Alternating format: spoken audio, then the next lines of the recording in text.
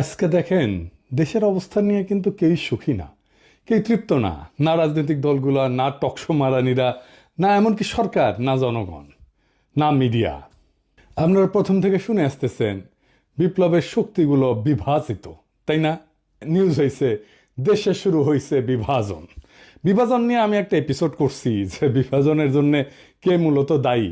তারপরেও আরও কিছু আলাপ আছে, প্রাসঙ্গিক আলাপ, সে আলাপগুলো আজকে করব আর কি। নেত্র নিউজ দেখেন এমন একটা ভয়ঙ্কর স্টোরি করেছে যে এমনকি ইন্ডিয়ান বিজেপি করে নাই, সেটা করছে নেত্র নিউজ। লিখছে অগণতান্ত্রিক, অহংকারী, মানবাধিকার বিরোধী, ক্ষমতায় এক বছর কাটতে না কাটতেই মোহাম্মদ ইউনূসের যত্নে গড়া ভাবমূর্তি ভেঙে দিয়ে আসল চেহারা প্রকাশ পেয়ে গেছে। সে বলতেছে ইউনূস কোনোদিনই বাংলাদেশের মানুষের মধ্যে অতটা জনপ্রিয় ছিলেন না যতটা তার তোষামতকারীরা বিশ্বকে দেখাইতে এবং চাপিয়ে দিতে চাইছে।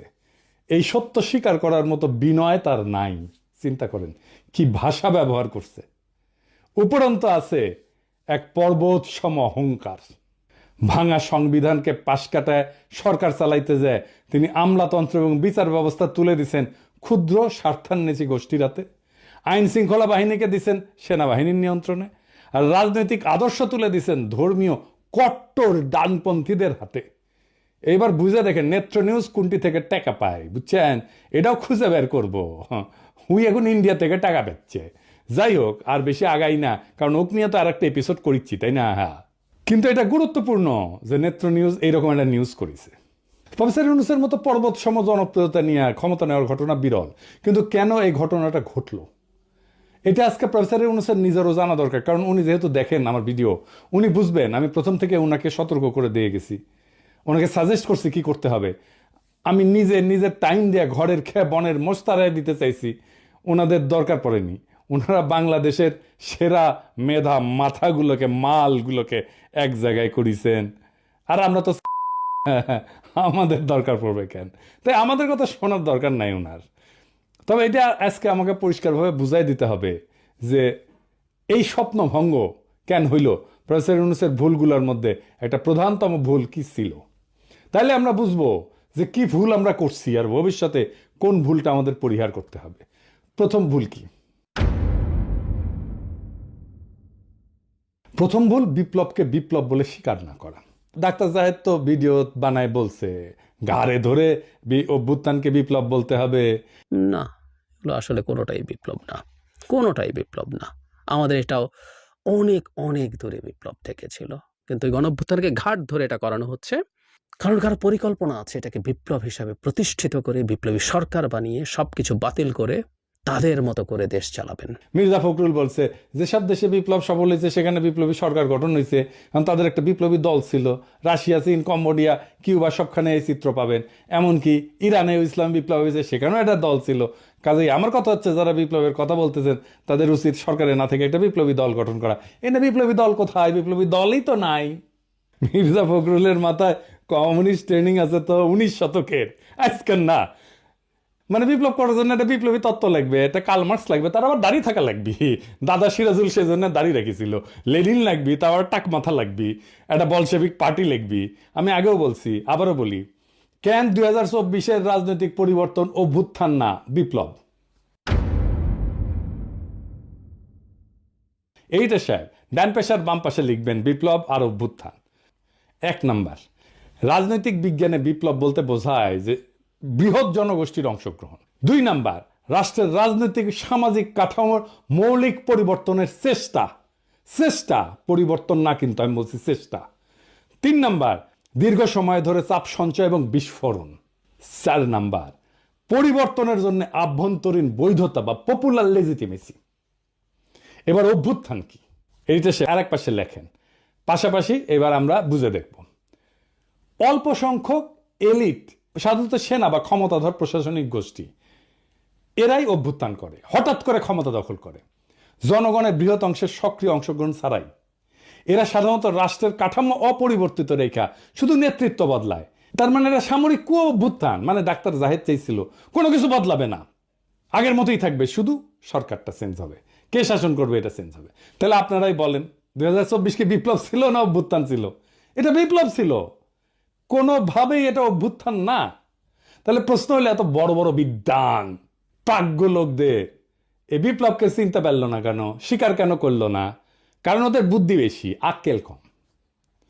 আসেন আমরা একটু বুঝে দেখি যে বিপ্লব এখন কেমন করে হয় এই 19 শতকের চিন্তা ছাড়াও।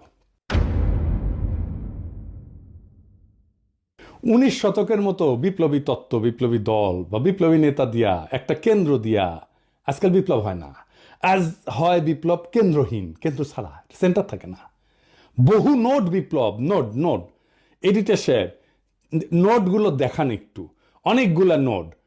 আমরা 2024-এর নোটগুলো দেখি, ধরেন একটা গোল গোল করে দেখাবেন, বিএনপি নোট, জামাত নোট, বৈষম্য বিরোধী ছাত্র আন্দোলন নোট, ছাত্র শিবির নোট, ছাত্র দল নোট, অন্যান্য রাজনৈতিক দল নোট, প্রবাসী diaspora note, YouTuber note, social media note, remittance যোদ্ধা নোট, রিক্সাওয়ালা নোট, কিশোর গ্যাং নোট, বিশ্ববিদ্যালয় ছাত্র নোট, দোকানদার নোট, ক্ষুদ্র ব্যবসায়ী নোট, শহুরে দরিদ্র লোক নোট, শ্রমিক নোট। এখন এই নোটগুলো কি দিয়ে যুক্ত ছিল? যুক্ত ছিল সোশ্যাল মিডিয়া দিয়ে, ইন্টারনেট দিয়ে। এডিটে শেয়ার একটা নোটের সাথে আর একটা নোটের ইন্টারনেটের যোগ করে দেন, তাহলে সবাই বুঝবে। এবং সবগুলো যখন একসাথে হয় তখন এটা একটা বিশাল শক্তি হয়। কিন্তু একটা আলাদা নোট শক্তিহীন। এখানে কোনো কেন্দ্রীয় নেতৃত্ব নাই, কোনো একক সদর দপ্তর নাই, কমান্ড স্ট্রাকচার নাই। আন্দোলনের শক্তি আসে বহু ছড়ায় থাকা এরকম নোট বা কেন্দ্র থেকে। নোটগুলোর মধ্যে সীমিত বা শূন্য সমন্বয় থাকে, তবুও তারা একই লক্ষ্যে একই দিকে ধাবিত হয়। এই ধরনের বিপ্লবকে বিভিন্ন একাডেমিক ধারা বা ক্ষেত্র থেকে বিভিন্ন নামে বর্ণনা করা হয়। কি কি? আসেন আমরা সেটা বুঝে দেখি। এটাকে যেমন বলা হয় ডিসেন্ট্রালাইজ রেভলিউশন বা লিডারলেস রেভলিউশন, মানে কোনো কেন্দ্রীয় কমান্ড বা স্ট্রাকচার নাই, প্রত্যেকটা গ্রুপ বা নোড নিজের মতো করে কাজ করে। 2 নম্বর, এটাকে বলা হয় নেটওয়ার্ক রেভলিউশন, মানে তথ্য প্রযুক্তি বা সামাজিক মাধ্যম যুগে ব্যবহৃত শব্দ। এইটা Manuel castle owner network of outrage and hope এই বইয়ে উনি আরব বসন্তের মতো আন্দোলনকে এইভাবে বর্ণনা করছিলেন। এটাকে সোয়ার্ম মুভমেন্টও বলা হয় বা সোয়ার্ম ইন্টেলিজেন্স পলিটিক্সও বলা হয়। মানে ধরেন পিঁপড়া বা মৌমাছি যেরকম ঝাঁকবদ্ধ প্রাণী থাকে না, এদের আচরণ থেকে নেওয়া ধারণা অনেক ছোট ছোট ইউনিট একসাথে একটা বড় পরিবর্তন ঘটায় দেয়, কেন্দ্রীয় কোনো মস্তিষ্ক ছাড়াই। এটাকে আরো বলা হয় সেলফ অর্গানাইজিং রেভলিউশন। এটাকে সিস্টেম থিওরি বা কমপ্লেক্সিটি স্টাডিজে এই ধারণা ব্যবহার করা হয়। সমন্বয় ছাড়াই অনেকগুলো সত্তা নিজে থেকে একই দিকে মুভ করে। এটার আরেকটা টার্মিনোলজি আছে, পলিসেন্ট্রিক আপরাইজিং, মানে রাজনৈতিক বিজ্ঞান এবং অর্থনৈতিক প্রশাসন তত্ত্বে ব্যবহৃত একাধিক কেন্দ্র যাদের মধ্যে সমন্বয় দুর্বল বা নাই, কিন্তু প্রত্যেকে একই ধরনের পরিবর্তনের দিকে আগাচ্ছে। ইতিহাসে কি এর উদাহরণ আছে? আসেন দেখি। 1848 সালে ইউরোপে বিপ্লব হয়েছিল অনেকগুলো দেশে একসাথে, আলাদা আলাদা ইস্যুতে। প্রায় সমন্বয় ছাড়াই বিদ্রোহ শুরু হয়। ফ্রান্সে হয়, জার্মানিতে হয়, অস্ট্রিয়াতে হয়, ইটালিতে হয়। এইগুলোর আর বিস্তারিতে গেলাম না, কারণ এই বিস্তারিতে যাওয়ার আমাদের দরকারও নাই। কিন্তু এইরকম বিপ্লব হয়েছিল আর কি, সেটা জানা থাকা ভালো। আরব বসন্ত এরকম একটা মুভমেন্ট ছিল। তিউনিসিয়া থেকে শুরু হইয়া মিশর, ইয়ামেন, লিবিয়া, সিরিয়া প্রত্যেকটা দেশে স্বতন্ত্রভাবে আন্দোলন ছড়াই গেছে। পোল্যান্ডের সলিডারিটি মুভমেন্টের প্রথম ধাপ, যেটা 1980 সালে হয়েছিল, যে গদালফ শিপিয়ার্ডের ধর্মঘট হয়েছিল না, ওইখান থেকে শুরু হইয়া দেশের বিভিন্ন শহরে স্বাধীনভাবে ছড়াই পড়ছিল। ইরানে একটা কনস্টিটিউশনাল রেভলিউশন হয়েছিল 1905 সালে। 1905 থেকে 11 সাল পর্যন্ত 6 বছর ব্যাপী। ভৌগোলিকভাবে বিচ্ছিন্ন শহরগুলোতে বিদ্রোহ হয়েছিল, কিন্তু কেন্দ্রীয় নেতৃত্ব ছিল না। এই ফর্মের, এই যেটা বললাম, এই ফর্মের পজিটিভ দিক কি? এটা কিন্তু পজিটিভ দিক আছে।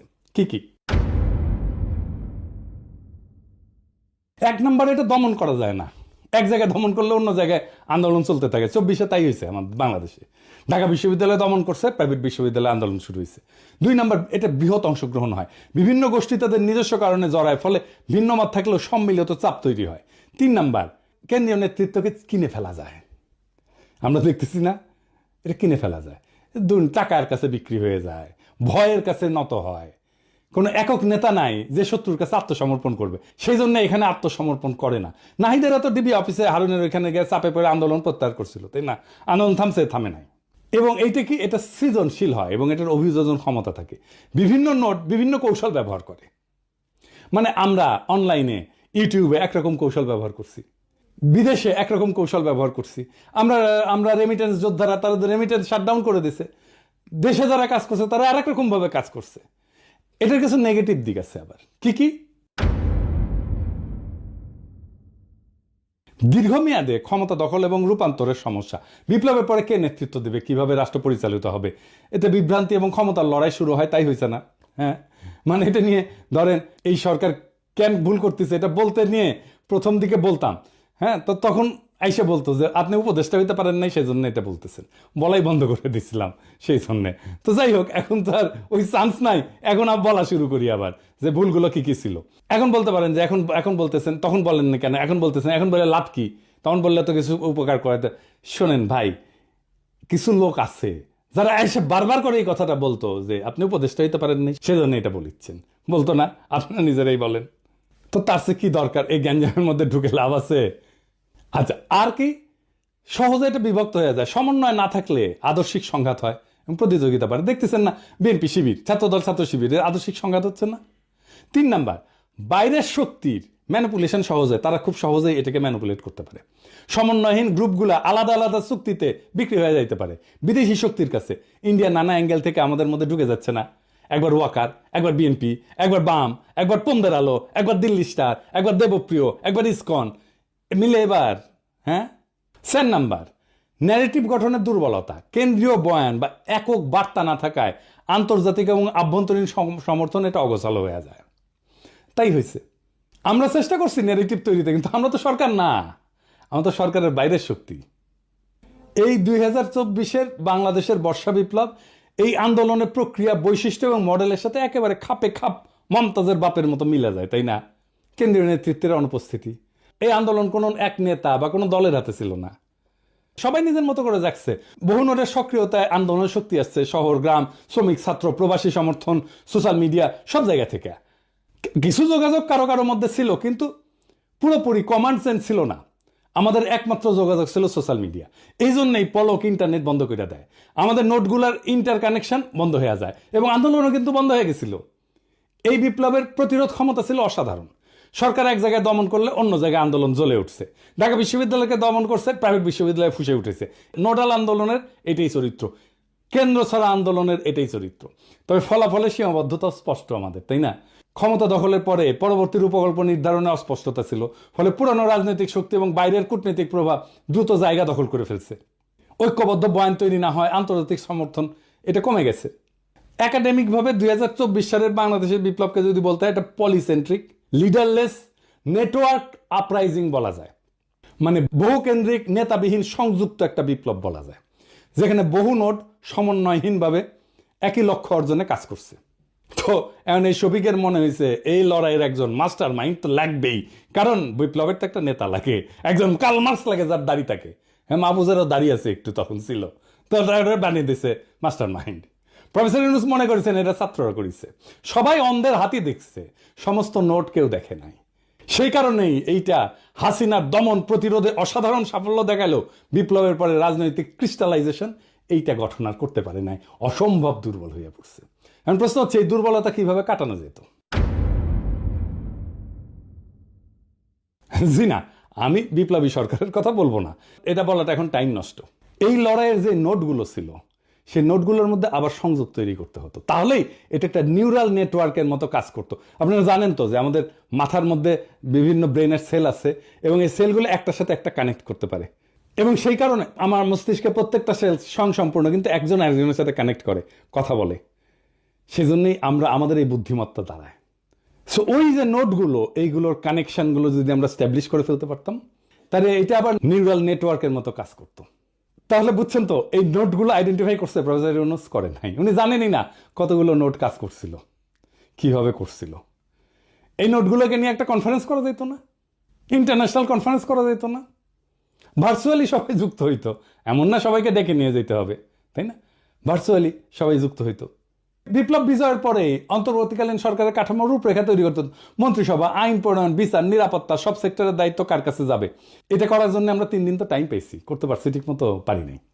কেন পারি নাই, কার জন্য পারি নাই, সেটা আর কইলাম না। সবাই উপদেষ্টা হইতে গেছে এবং আমাদের একটা ট্রানজিশনাল চার্টার করতে হইতো। বিপ্লবের মধ্যেই সব নোটের প্রতিনিধিদের নিয়ে একটা সংক্ষিপ্ত ঘোষণাপত্র তৈরি করতে হতো, যেখানে সময়সীমা, নির্বাচন আয়োজন, আইনি নীতির স্পষ্টতা থাকবে, যেটা হইল 1 বছর পরে।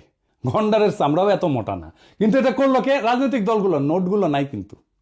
দেখছেন এটা দুর্বলতাটা দেখেন। মানে রাজনৈতিক দলগুলো মনে করতেছে, প্রফেসর ইউনূস মনে করতেছে ওরাই দেশের মালিক, ওরা যা করবে তাই। বিপ্লব ওরা একাই করেছে, ওদের এতই হেডম। আমরা কেউ না, আমরা সব জুলাই ঘোষণাপত্র হইলো, আপনার আমার কোনো পার্টিসিপেশন আছে? নাই। কি আশ্চর্য কথা। আর কি করা যাইতে পারতো? জয়েন্ট কাউন্সিল অফ নোটস, প্রত্যেকটা প্রধান নোডের প্রতিনিধিদের নিয়ে একটা অন্তর্বর্তী সমন্বয় পরিষদ, যা ক্ষমতা গ্রহণের সাথে সাথে কাজ শুরু করতে পারতো। ভার্চুয়ালিও করা যেত, তাদেরকে উপদেষ্টা বানাইতে হইতো না, পয়সাও দিতে হইতো না। প্রফেসর ইউনূস জানেই না কতগুলো নোট কাজ করছে। উনি হয়েছেন 1972-এর মুজিব। কেমনে মুক্তিযুদ্ধ হয়েছে যেমন মুজিব জানতো না, তারপরে মুক্তিযুদ্ধোত্তর দেশ চালাইতে গেছে। প্রফেসর ইউনূসও একই জিনিস, কেমনে বিপ্লবটা হয়েছে এটা উনি জানেন না, বুঝেনও না, তা কিন্তু দেশ চালাইতে গেছেন। এরকম মাল্টিপল নোট থাকলে, এটা সমন্বয়হীন নোট থাকলে বিজয়ের পর নিজেদের মধ্যে দ্বন্দ্বে জড়ায় পড়ে, একটা নোটের সাথে আর একটা নোট। সেটা হয়েছে তো। এবং এটার জন্য একটা কনফ্লিক্ট ম্যানেজমেন্ট, একটা ফ্রেমওয়ার্ক লাগে। এই নোটগুলো কিভাবে কনফ্লিক্ট ম্যানেজমেন্ট করতে হবে, সরকারের তরফ থেকে এটা বিরোধ মেটানোর জন্য পদ্ধতি ঠিক করা, মধ্যস্থতাকারী ঠিক করা, নেগোসিয়েটর ঠিক করা, কিভাবে সমাধানটা হবে সেটা ঠিক করা। আর কি একটা কমন মিনিমাম প্রোগ্রামের ভিত্তিতে নোটগুলোর ঐক্য। সব নোট যে লক্ষ্যগুলোতে একমত, যেমন ফ্যাসিস্ট সরকারের পতন, মুক্ত নির্বাচন, মানবাধিকার পুনঃপ্রতিষ্ঠা, আওয়ামী লীগের বিচার, সকল দুর্নীতির বিচার, এইগুলা ন্যূনতম অভিন্ন এজেন্ডা হিসেবে ধরে রাখা। প্রফেসর ইউনূসের সরকার কিছু করছে, এগুলো করে নাই। উপদেষ্টাদের নামে দুর্নীতির অভিযোগ উঠতেছে। প্রফেসর ইউনূসের নামে নেতৃত্ব এমন স্টোরি চাপে, এটার দায় প্রফেসর ইউনূসের নিজের। ওনার 1 বছরের মধ্যে টাইম হইল না এই নোটগুলোকে আইডেন্টিফাই করে আবার কানেক্ট করার। আর রাজনৈতিক দলগুলো চলে গেল পিকনিক মুডে। উনি রাজনীতির লোক না, আমি মানলাম। যারা রাজনীতির লোক তাদের সাথে তো কথা বলবেন, উনি বোঝার চেষ্টা করবেন। উনি আশায় আছেন একটা ভালো নির্বাচন দিতে পারবেন, দিতে পারলে ভালো। তবে আমি খুব ভরসা পাইতেছি না। তবে এই নির্বাচনে খেলা হবে, অপ্রত্যাশিত ফলাফল হবে, আমি আগেই বলে রাখতেছি। তাই আমি চাই ফেব্রুয়ারিতে ইলেকশনটা হোক। 2024-এর এই বর্ষা বিপ্লব আমাদের শেখায়, এদেশের জনগণ যখন জেগে ওঠে তখন ট্যাঙ্ক, গুলি, গুম কিছুই তাকে থামাইতে পারে না। আমরা দেখছি কিভাবে এক একটা নোট, এক একটা শহর, এক একটা শিক্ষা প্রতিষ্ঠান, এক একটা অঞ্চল, একটা প্রবাসী গ্রুপ একে অপরকে না চিনেও কোনো একক নেতা ছাড়াই এক হয়ে ইতিহাস লিখছে, ইতিহাস বদলাই দিছে। কিন্তু বিপ্লব শুধু ক্ষমতা বদল না, এটা ভবিষ্যৎ বদলের দায়ও। এই দায় এখনো পূর্ণ হয়নি। যারা ক্ষমতায় তারা যদি এই নোটগুলোকে পুনরায় সংযুক্ত না করে সাধারণ মানুষের বিশ্বাস ফিরায় না আনে, তবে এই বিপ্লবের শক্তি আবারও তাদের বিরুদ্ধে জেগে উঠবে, আরো ভয়ঙ্করভাবে, আরো সংগঠিতভাবে। আমরা ভুলে যাব না, বিপ্লবের আসল মালিক জনগণ, কোনো মাস্টার মাইন্ড না, কোনো ব্যক্তি না, কোনো দল না। আমরা হার মানব না, কারণ আমাদের হাতে এখনো আছে সেই ঐক্যের চাবি, যা একবার এই দেশকে ফ্যাসিবাদ থেকে মুক্ত করছে। ফেব্রুয়ারির নির্বাচন হোক আমাদের দ্বিতীয় ধাপ, যেখানে ভোট হবে শুধু ভোট না, হবে বিপ্লবের ধারাবাহিকতা।